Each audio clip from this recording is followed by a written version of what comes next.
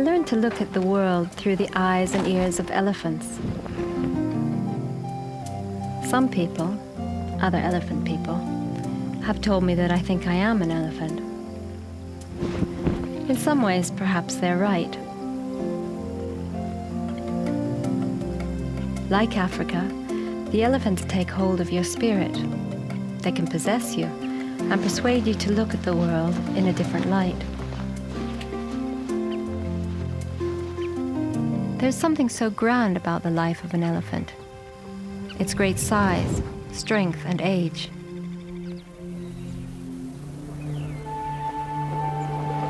Elephants have so many of the qualities we like best about ourselves. Dignity, loyalty to families and friends, compassion, and a sense of humor.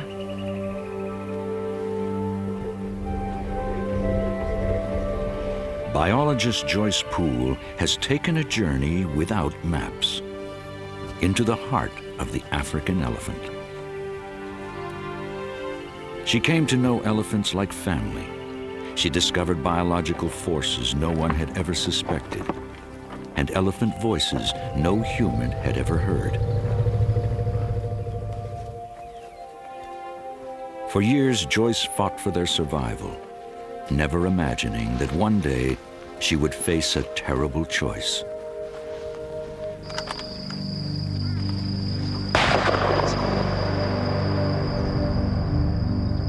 Joyce Poole would have to give the order to kill elephants.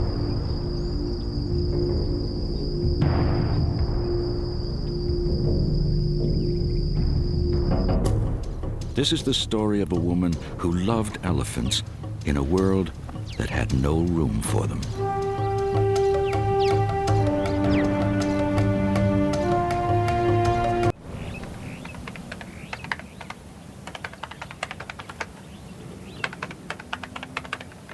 Looking back at how it all began, it seems as if Africa has always been my home. Joyce Poole's family came to Kenya in the 1960s when her father worked for the Peace Corps. She grew up in Africa. The family loved wild places and often camped in Kenya's Amboseli National Park. I saw my first elephant as a child of 7, a huge bull in Amboseli. And I remember asking my father what would happen if he charged the car. And as my father said, he'll squash the car down to the size of a pea pod. He came.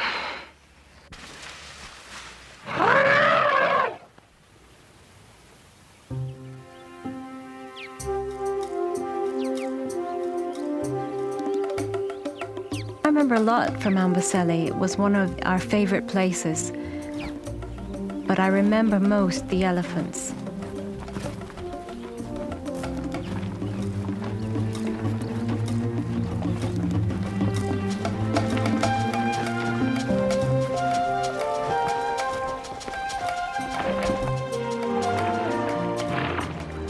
The swamps were home to a huge number of animals.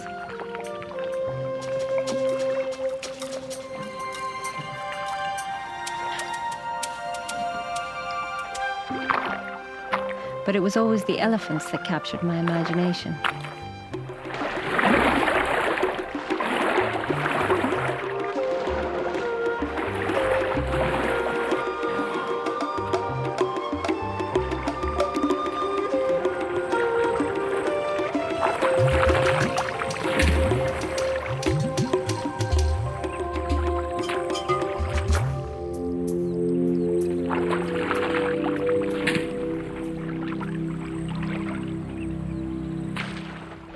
At the age of 11, Joyce knew what she was going to be when she grew up, a wildlife biologist. When the time came to leave home, she went out to live among the elephants. Her journey would soon change the way the rest of the world thought about elephants. But in time, it would change Joyce too, and turn all her dreams for the elephants into dust. It began in the shadow of Kilimanjaro on the Kenya border. Her new home was Amboseli National Park, where she had first encountered elephants. What was that? What was he? 4, that would have been No, that's not 72, right? 73. Her mentor was Cynthia Moss, who had already embarked on the most comprehensive study of elephant society ever attempted. Using a photo book with pictures of the elephants in Amboseli, Cynthia taught Joyce how to identify individuals. Tuskless. Just keep your eye on tuskless. Now look, here in this picture, you would say M57 was older than M22 because of the angle of his head, and yet he's much younger. Yeah. The elephants also got to know the researchers. Babies played in camp as if under the watchful eye of their own aunts.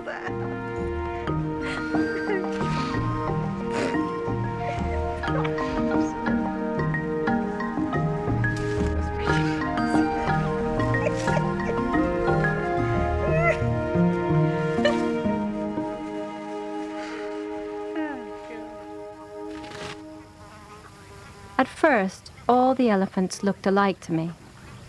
Large and grey with big ears. But Cynthia taught me how different each elephant really was. Elvira. Esmeralda was born in 1948. Joyce gradually learned to recognize individuals by their familiar features. V was named for the V notches in her ears. Tuskless had no ivory. Joyce was particularly fond of Jezebel, a noble old matriarch with one tusk pointing skyward and the other straight ahead.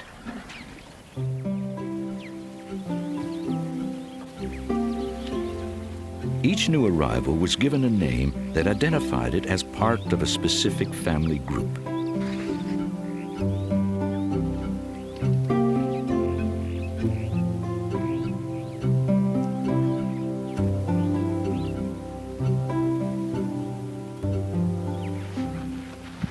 Cynthia Moss's work was already revealing that elephant families formed an unusually complex society, dominated by females.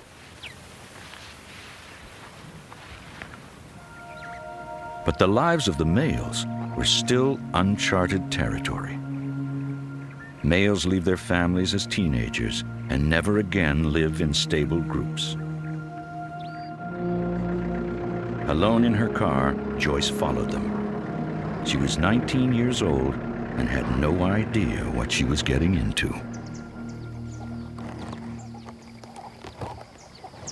To study the males, Joyce needed to get as close as possible.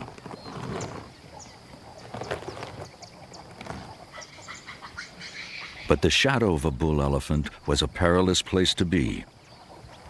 A male that seemed placid could easily turn around and impale her car on his tusks. When I first started studying the males, there were many times when I had elephants corner me, tower over the car, and I thought it was all over.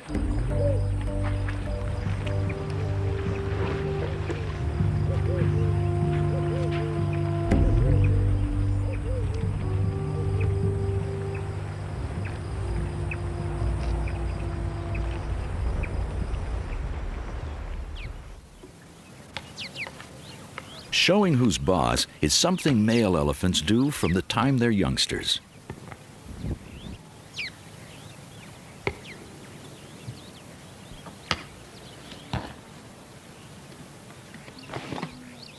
Most fights aren't dangerous.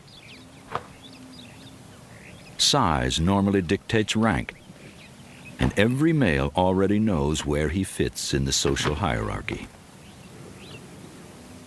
But every once in a while, fights turn deadly serious. What was it that changed all the rules? Joyce noticed several older males dribbling gallons of urine. Glandular secretions darkened the skin behind their eyes as if with tears. She saw one elephant who also seemed to be suffering from a fungal infection. She'd never seen it before, so she named him Green Penis. But then other males turned up in the same curious condition. Joyce soon realized there was a pattern. Each male had his own time of year when the symptoms appeared, and it appeared at the same time every year.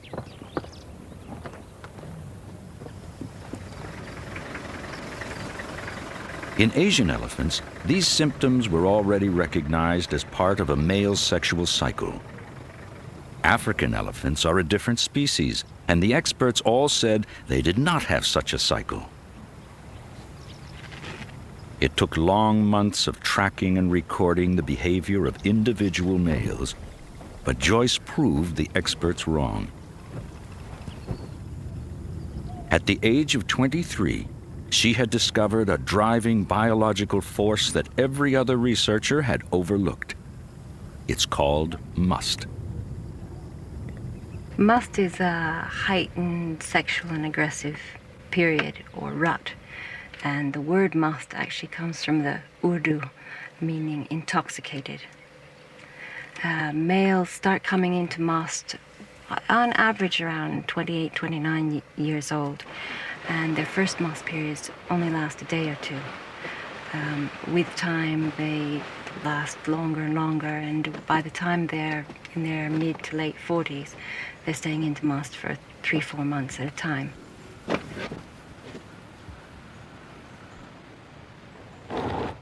How do you study 6 tons of intoxicated male? It takes art as well as science. They're predictably aggressive when they're in must. And even though you feel you know an animal 100%, when they're towering over the car and starting to put their tusk on the bonnet, you don't feel quite so sure of yourself.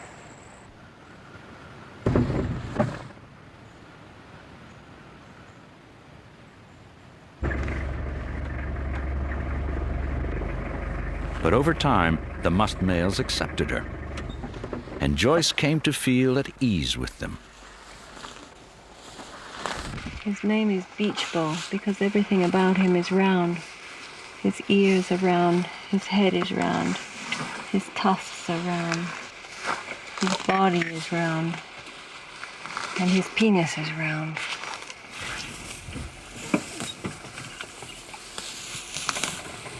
Yeah, Beach Ball. You be nice. You be nice. I hear you've been misbehaving out at headquarters. Knocking down fences and gates. You be careful with my car, I've just fixed it.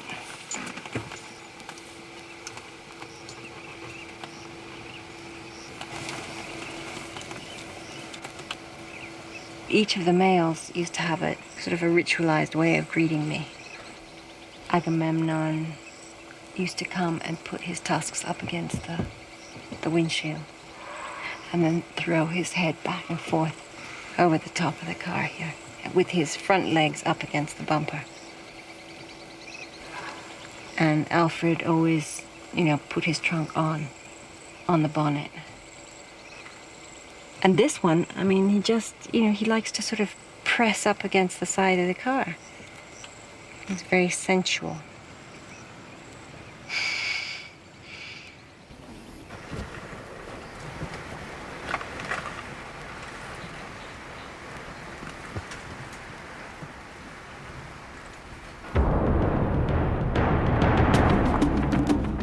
The old stories of aggressive behavior by rogue elephants suddenly made sense. Males in must can be hostile, but mainly to each other.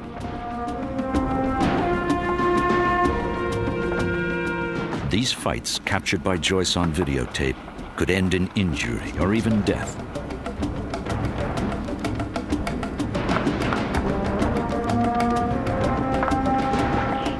Who wins? Size is no longer decisive. The male who is closer to the peak of must has the advantage.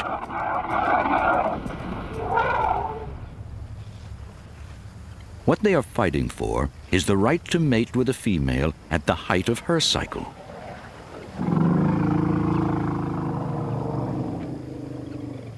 The dominant male stays close to the female. Hormones in her urine tell him whether she's ready.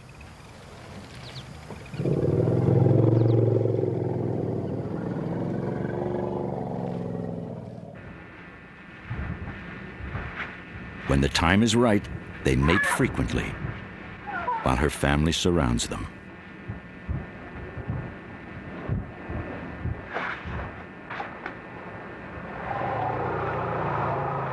Joyce was intrigued not just by what she saw, but by what she heard.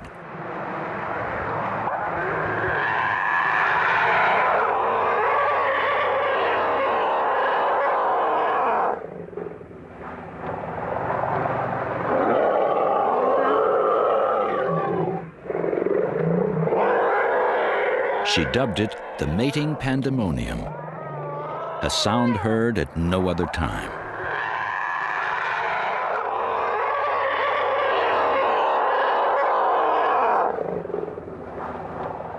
Joyce's discoveries about must made it possible for the first time to understand the complexities of elephant mating behavior. But now, the focus of her research was shifting. Joyce was about to unlock the secret language of the elephants.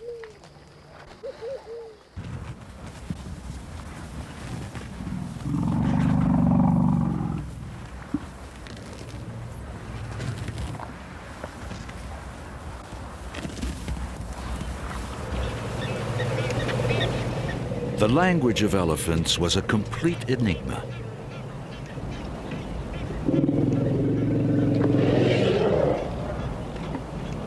Sometimes elephants are incredibly vocal. Other times they seem to communicate in silence, freezing as if on command, or suddenly racing off together with no apparent cue.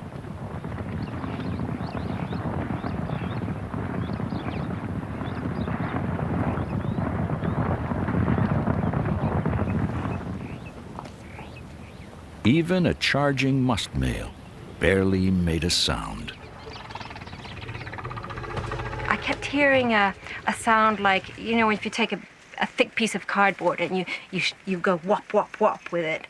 And they were flapping their ears in a certain way. So I thought this sound was the ear flapping, and it was a threat to me. And then I realized afterwards that, in fact, it was a vocalization that was being made, and the ear flapping was just in association with it. In the mid-1980s, Joyce collaborated with Catherine Payne, an expert on whale songs. Together, they were determined to uncover the secrets of elephant communication. We began making tape recordings of the elephants. It turned out that we were only hearing part of what they said. The rest was at a frequency too low for us to hear. Sonograms revealed that humans miss 2/3 of elephant conversation. Like whales, elephants were using a language that was mostly below the range of human hearing.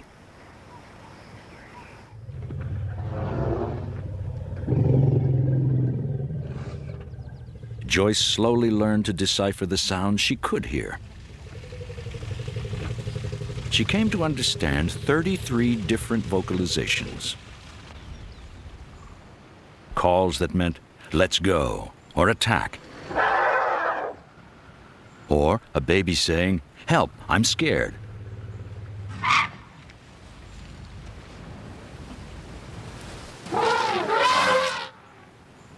Females comforted their young with rumbles that were as specific as saying, "It's okay, we're here."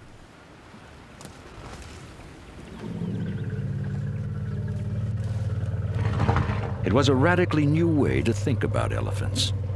What people used to believe was just stomach rumbling was actually a complex language. These were intelligent creatures.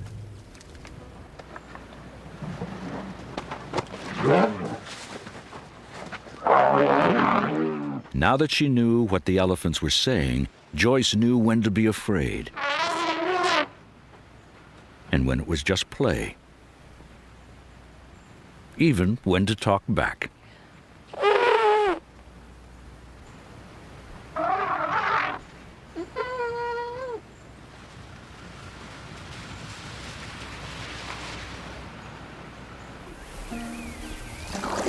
Anyone who's watched elephants would say, you know, what is it that makes elephants different?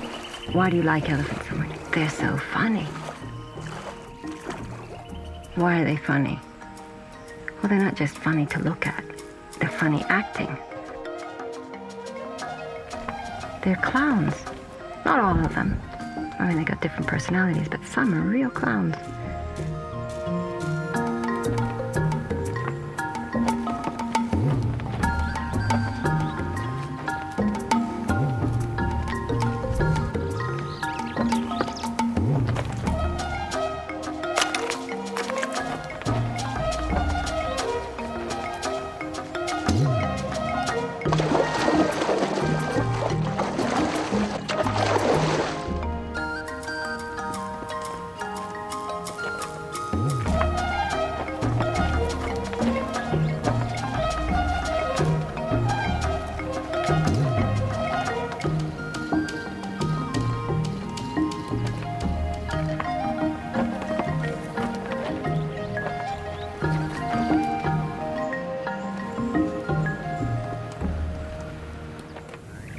Joyce believed that elephants had emotions, a whole range of feelings, from joy to grief. She was moved to witness one family come across the bones of their own matriarch. And it was very different from the way elephants usually approach bones. They gathered around her bones in a defensive circle, facing outwards, and gave a very loud rumble that went on and on. And they really were standing over them as if it was a member of their family.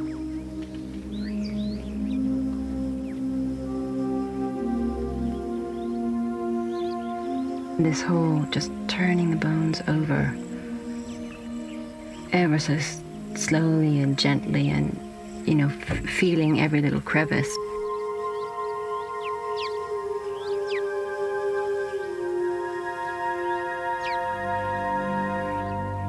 Paying particular attention to the jaw and the skull.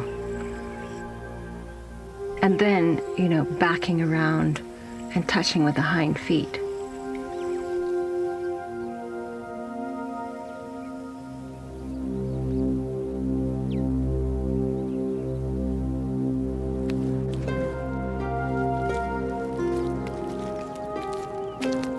Joyce witnessed the death of many elephants, but the loss of one of her favorites was especially painful.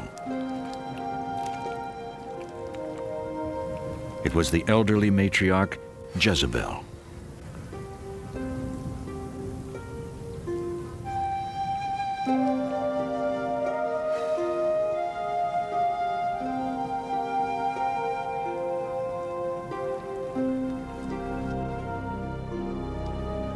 By the time Joyce arrived, Jezebel's tusks had been stolen and the corpse had been mutilated. Feet have been taken. She had been ill for a number of weeks, and I think when she fell, she was tracked down and her tusks were taken.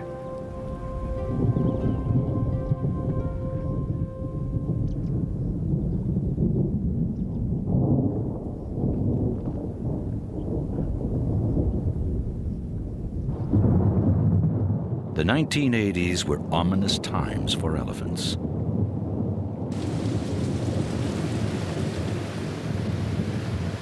Amboseli had always been a sanctuary for them. But throughout the rest of Africa, elephants were being slaughtered for their ivory.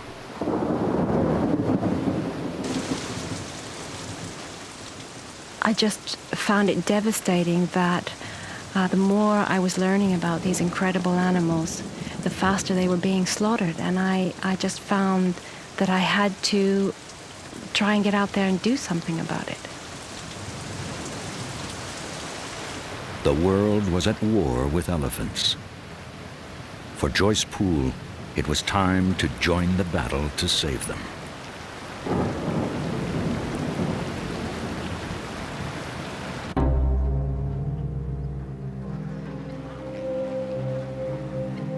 In the late 1980s, poachers were killing thousands of elephants to meet the demand for ivory trinkets.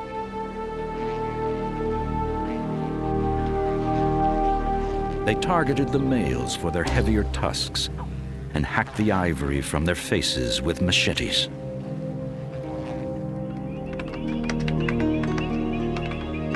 When the Amboseli Elephant Project started, there were 167,000 elephants in Kenya. Now there were just 25,000. In the vast areas where the elephants once roamed, all that remained were the gleaming white skulls of the dead.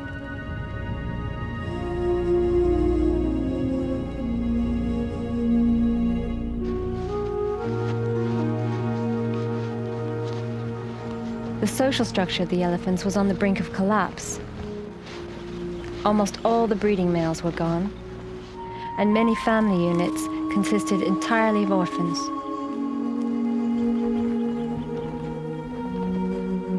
If the killing continued, experts predicted Kenya's elephants would go extinct.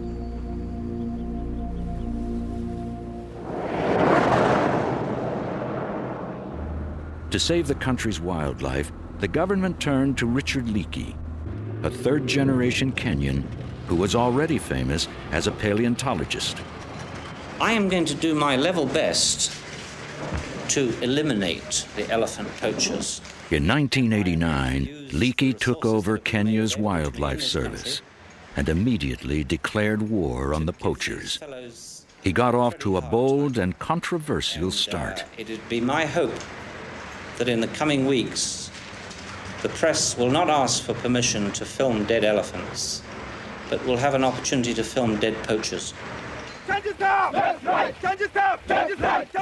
Leakey turned Kenya's wildlife rangers into a crack anti-poaching army. Now, when poachers fired on them, they had orders to shoot back. The first year, the rangers killed 50 poachers. They unearthed huge caches of ivory from butchered elephants. Then, Kenya did something that shocked the world. At Leakey's urging, President Daniel Arap Moi burned $3 million worth of ivory. It was Leakey's way to wake up the world to the horror of poaching. It was a very emotional moment watching the tusks of 1,800 elephants go up in flames and smoke. But at the same time, I felt a great sense of relief because I believed that the elephants were going to have a reprieve.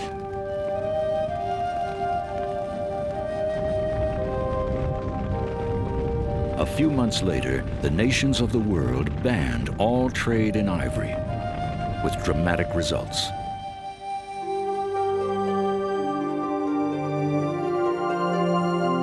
The next year, instead of losing 3,000 elephants to poachers, Kenya lost fewer than 50.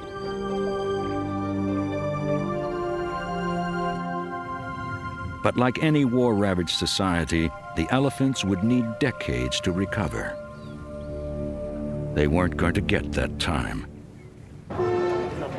In the very years the elephant population was being decimated, Kenya's human population had doubled. People and elephants were both hungry for the same land.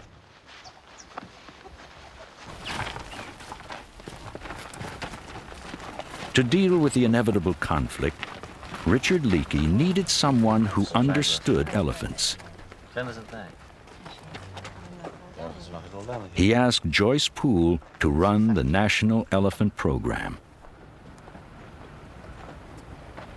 It would mean leaving the idyllic world of Amboseli. It was difficult to leave Amboseli behind, but at the same time, I was being given the opportunity of a lifetime.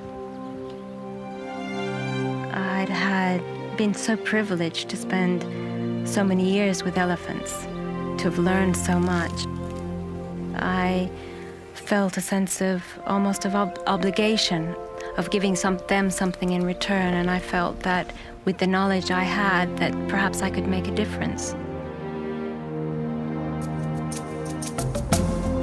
Joyce was convinced she could help the elephants find a place in modern Kenya. She didn't realize how difficult it was going to be.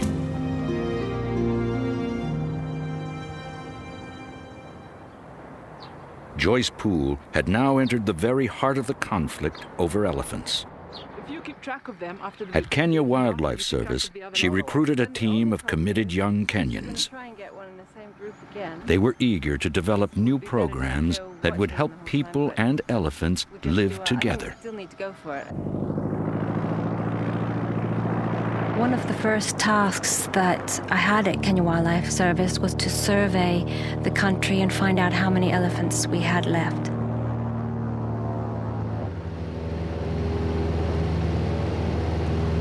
I would have loved for them to have been able to return to their old haunts, but there just wasn't the space anymore.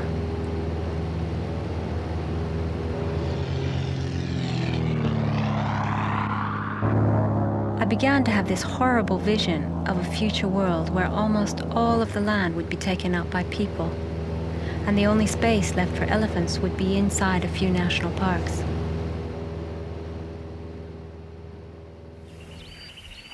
Other African nations had already confined their elephants to national parks. Joyce hoped that would never happen in Kenya. She knew it would ultimately mean controlling the elephant population.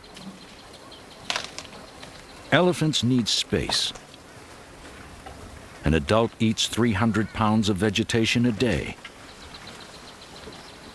As the population grows, elephants can have a devastating effect on park habitat. For other African nations, the solution is to compute how many elephants the land can sustain and kill the rest. It's called culling.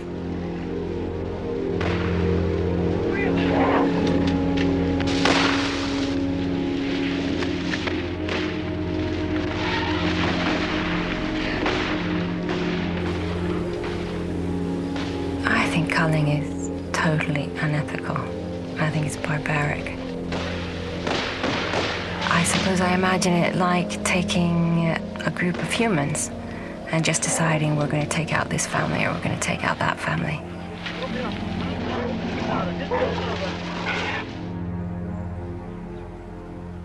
Joyce believed she could avoid culling in Kenya. But now there was a new problem. Elephants were beginning to move out of the parks. And when they did, tragedy was waiting. The elephants could no longer go back to their old migratory routes. Settlers had planted crops everywhere. Families had staked their entire lives on what had once been prime elephant habitat. The elephants were just going back to their old haunts, but from the settlers' viewpoint, they were out of control. The radio messages came in from the stations almost every day. Elephants were on the rampage. They were eating their way through cornfields. They were knocking down houses, and they were trampling people to death. Joyce knew she had to keep people and elephants apart, and it was a matter of life and death on both sides. She tried to protect vulnerable farms with electric fences,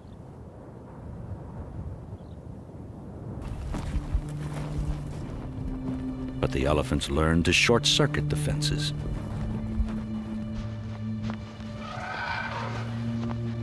Elephants broke in through here last night and went out into the shambas out here. Probably one of the bulls was in charge of this, and he must have broken and they went out. Every day we have to keep repairing after every breakage, and this is taking up resources. The elephants were always one step ahead. Under cover of dark, they constantly found new ways to get through to the farms. In one night, an elephant could destroy a family's entire food supply for the year. If you could imagine having to defend your entire livelihood from some enormous beast that came in the middle of the night and weighed close to 100 times what you weigh. You can't see it. All you have is a small torch. And this beast, this monster, can track you down, can smell exactly where you are, can listen and know exactly where you are, and you can't see it. It can crush you in a matter of seconds. That's what so many people across Africa are up against. When the elephants come, the farmers have only rocks, sticks, and the sound of their own voices to defend their crops.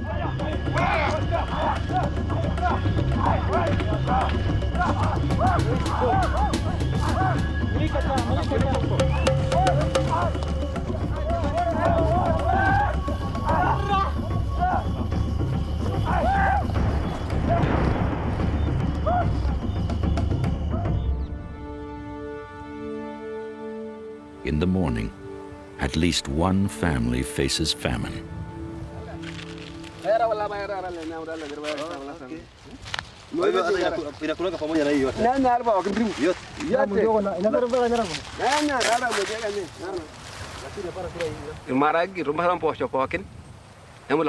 As you can see for yourself, I have nothing left for my family.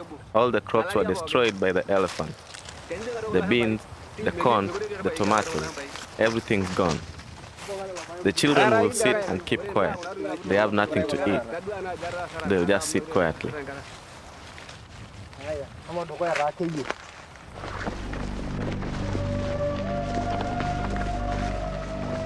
The close contact between people and elephants sometimes ended horribly. Many people are killed in Kenya every year by elephants. It's somewhere probably between 40 and 50 people a year. Some areas are worse than others. I don't think that in most cases, I think that the elephant didn't intend to kill the person. But in some cases, they've definitely gone out, tracked down the person, and kneeled on them, which is usually the way an elephant will kill someone.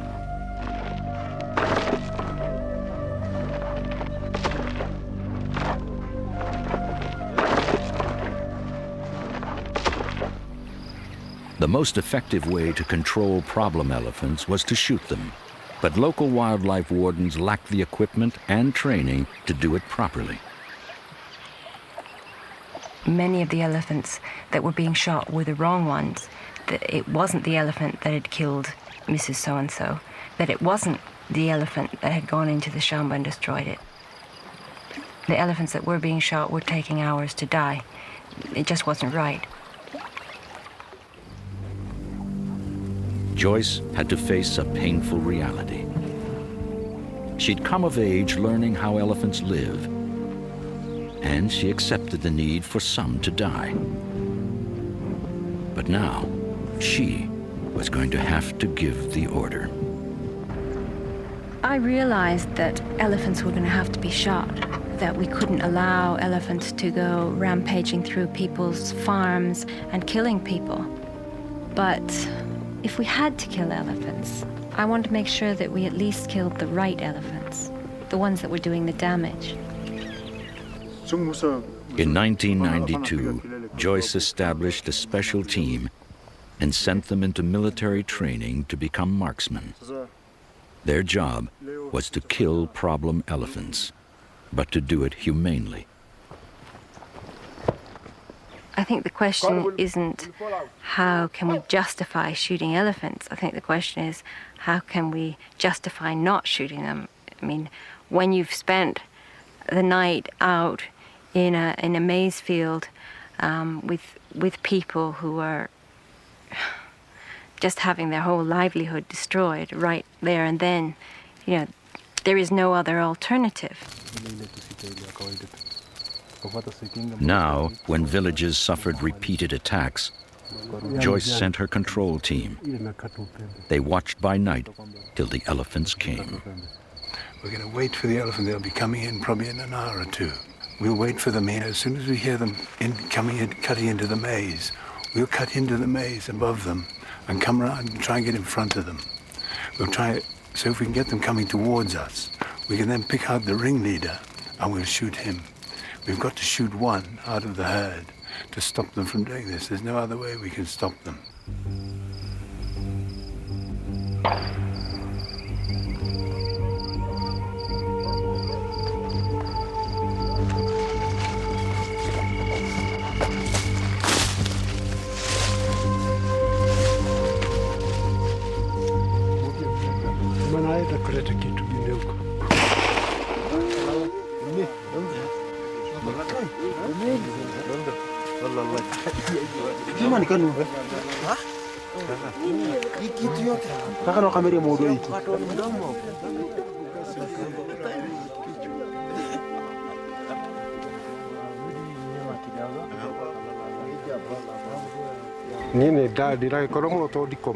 I'm so happy now that this animal is dead. I've been up every night, waiting and looking after my crops.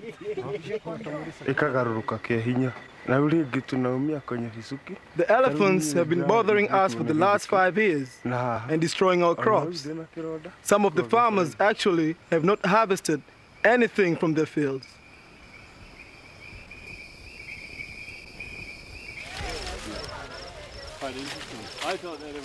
For now, this village's cornfields were safe. The killing of one elephant should keep the others away. Tonight, the crops would not have to be guarded. But what about all the other villages? In 1993 alone, I gave the order to shoot 57 problem elephants.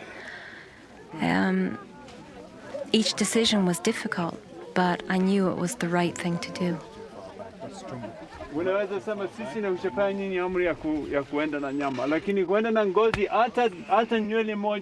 For these villagers, the monster that once terrorized them was now just thousands of pounds of meat in the morning sun.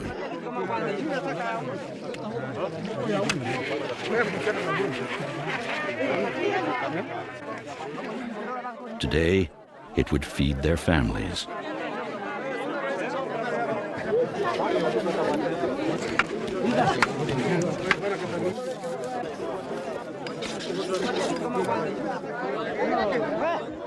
All over Kenya, deadly encounters between people and elephants were on the rise.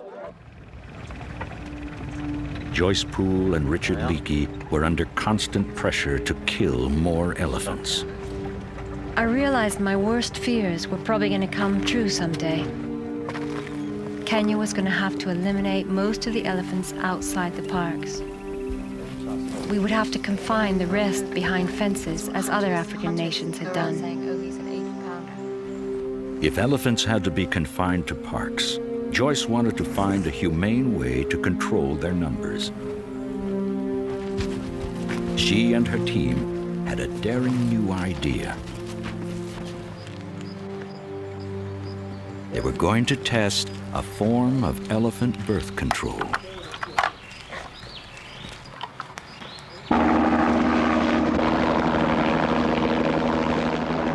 Make sure you don't let them go back across the river. Joyce, you know, the temperature's very hot and we're meant to have a... Critics ridiculed the whole plan. But Leakey gave her the go-ahead. For the test, Joyce relies on exactly the sort of detailed knowledge of individual elephants that has always been her specialty.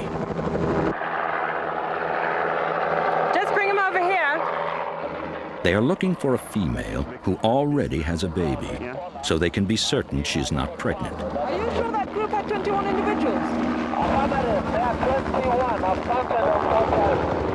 The marksman brings her down with a tranquilizer dart. Once again, Joyce is defying the experts. But this might be a way for elephants to survive in the crowded world of modern Africa.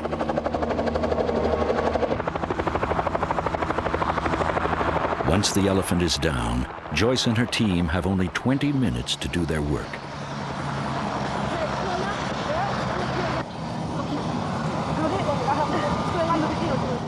They inject the elephant with an experimental contraceptive vaccine which should sterilize her.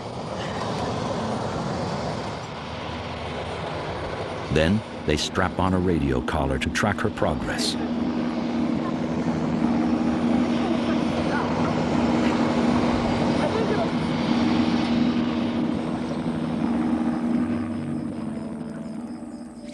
Joyce believes birth control for elephants may mean hope for the future.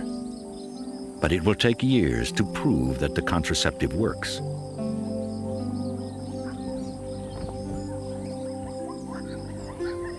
Then, just when they begin to get the first positive results, it's all over. Political infighting puts an end to their plans. I have given the best years of my life to public service.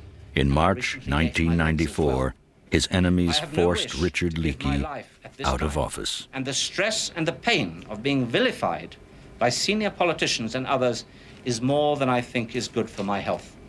Under these circumstances, I have today sent a letter to His Excellency the President offering my resignation. Joyce and several of her colleagues resigned the same day in support.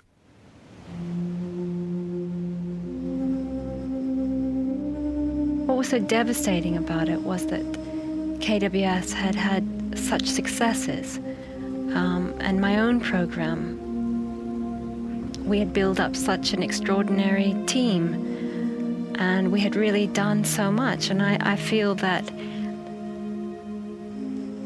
people knew that. People were on our side. Yes, they wanted us to do more, but they realized we were doing the best we could. And all of a sudden, Richard is forced to resign.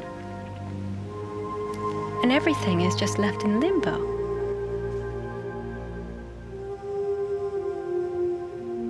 Joyce didn't know yet where her life was going to take her. But elephants still had a hold on her spirit.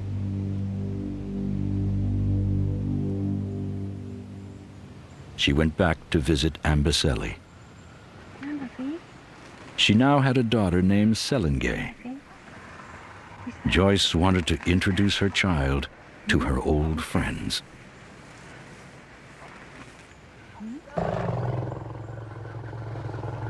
We'd gone out one evening to watch elephants, and I saw V approaching us with her family. And then an extraordinary thing happened.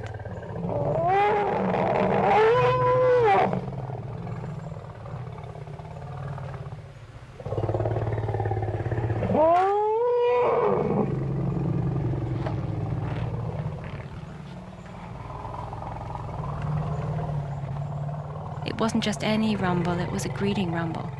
And who knows what was going on in the elephants' heads.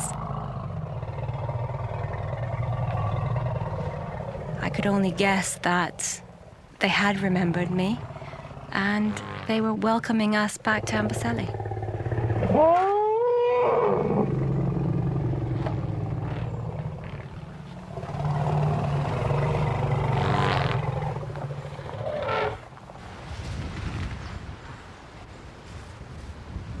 For a few days, Joyce blended in with the familiar camp routine.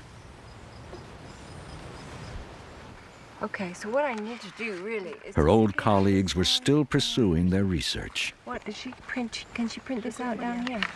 58. Elephants would always be part of Joyce's life. And you But found back in Nairobi, Someone else was going to have to make the hard choices about their future. I think in the long term, let's say looking 50 years ahead,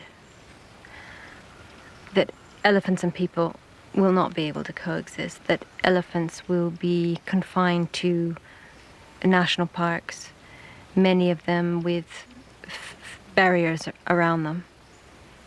And I think between here and now,